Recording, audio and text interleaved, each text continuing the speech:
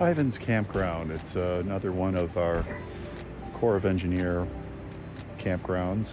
It's really only 28 miles from the one we were at before.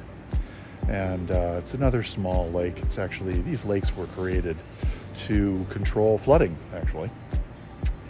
But this is really one of these undiscovered treasures.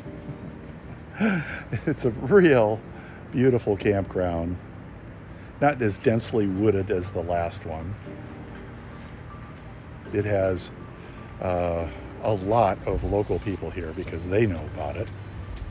And now you do too. To say that it has a launching area is really an understatement. For such a small lake, the size of this thing is huge. So I'm sure on a really busy holiday or weekend, there are quite a few people just bringing their boats down to jump in the water. It has a very small beach, but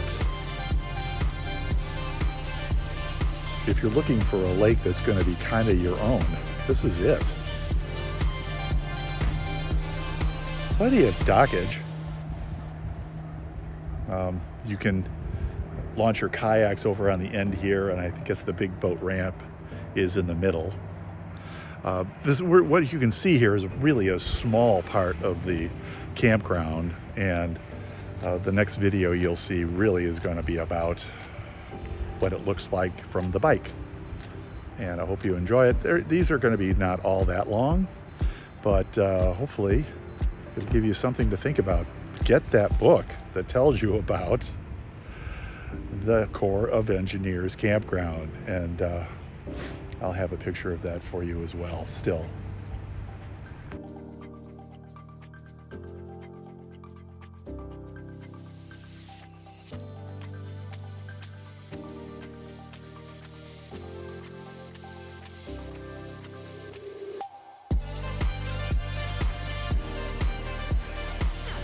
Since we're planning on being here for 5 days, we put all the stuff out. All the stuff that still works anyway. MagnaShade did the front and side curtains. That happens to be the lighthouse at Mackinac Island. Finish line for the Mackinac race, Chicago Mackinac race. We have a nice new sunshade that does a pretty darn good job. And of course, the lounge chairs. You can see that people really do know how to camp here, though. Lots of tent camping. So if you're into that, that's great. A lot of people with RVs and tents for the overflow crowd. Yeah, they have a good time.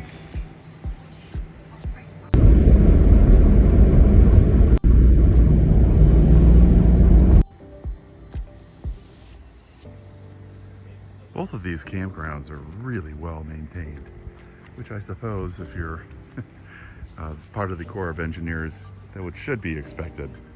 But it truly is very nice. This thing, by the way, is so you can hang a lantern. The pad that the table is on is really dual purpose. It's nice for the table right now, but also if you are tent camping, you could move the table over onto the asphalt and use this for your place for the tent. Nice and level. 50 amps power, 30 amps power, water, good water supply here. They also have full hookups, but we don't have that here. Beautiful day here in Pennsylvania. This is the middle of the week, Tuesday, and it is full. Most of the people that are around us have been here since we've got here. I think it still has a 14-day limit on how long you can be here. I'm sure of that, as a matter of fact. Anyhow, it's worth coming to. A couple of more shots of the grounds, and then we'll probably call it a day.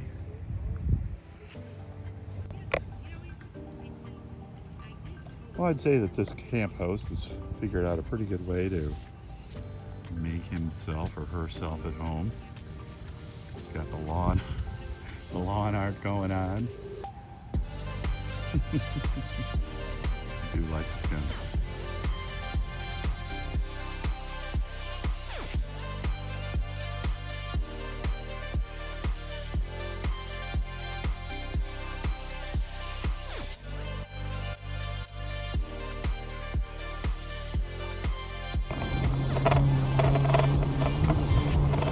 Driving through these parks, particularly these parks, reminds me of probably what small towns might have been like. People are out, walking around, sitting and watching people go by. We'll talk to you on the road, on the street. This is really well maintained.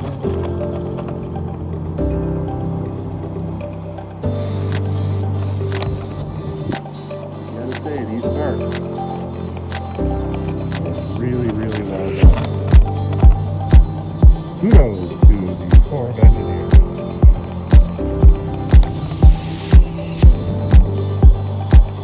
How you doing?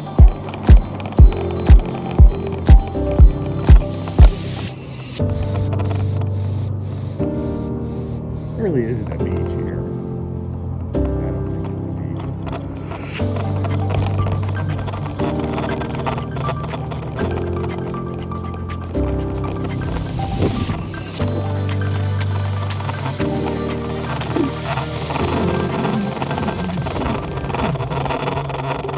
Not too crowded. It's a Tuesday.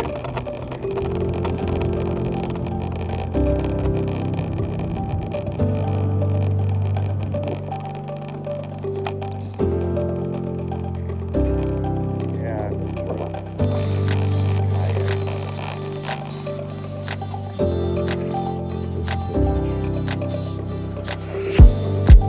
There's some gravel there.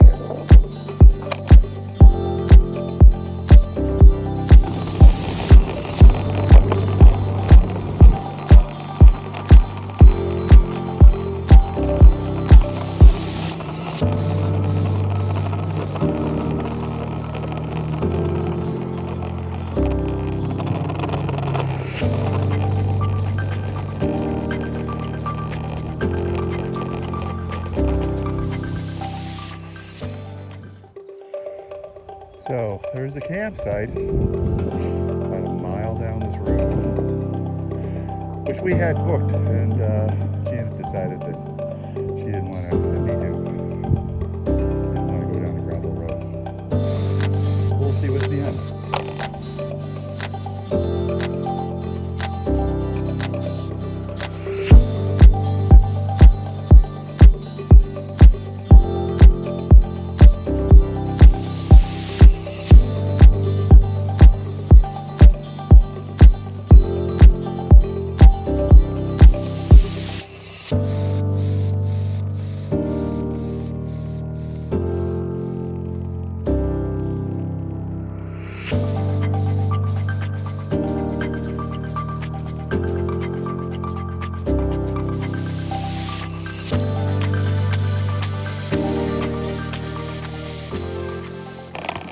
Pretty hot and muggy this morning, but a little nice in the shade.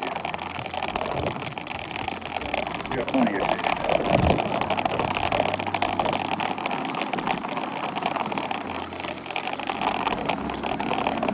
As it turns out, I think our rig would have made it down here just fine. We've driven it out a lot worse places. Going up to some bluffs in Utah that come to mind on BLM land. Pretty good, and like I said, the Corps of Engineers do a great job at taking care of this. It's kind of right in their name there, engineers. So we're in the Pine area where we were booked for a night or two, and we decided not to be here. Anyway, the sights are nice. You're out in the woods, fairly secluded. No utilities, no water.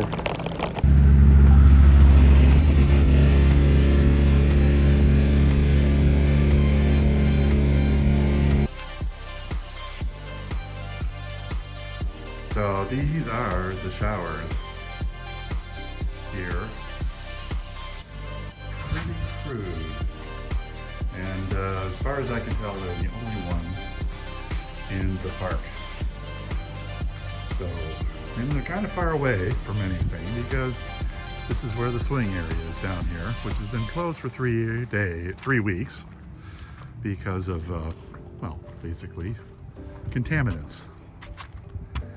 So the water is pretty nice, and I'm sure sometimes it's good to swim in, but now is not one of them because of the amount of rain that they've had. But the park itself is incredibly well maintained.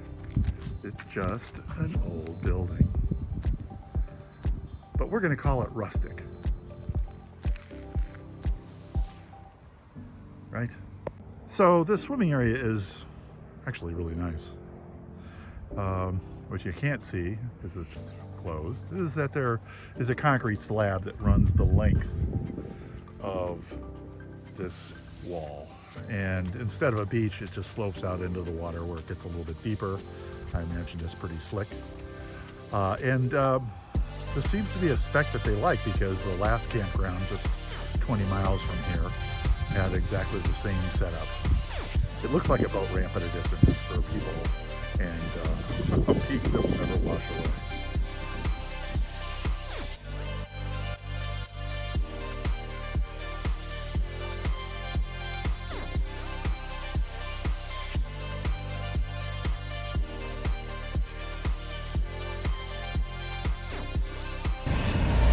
So far, both of these small parks have small towns near them. You won't get everything you want, but hey, you know, sometimes you just got to get some stuff.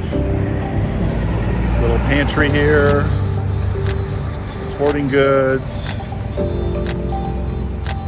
It's all good.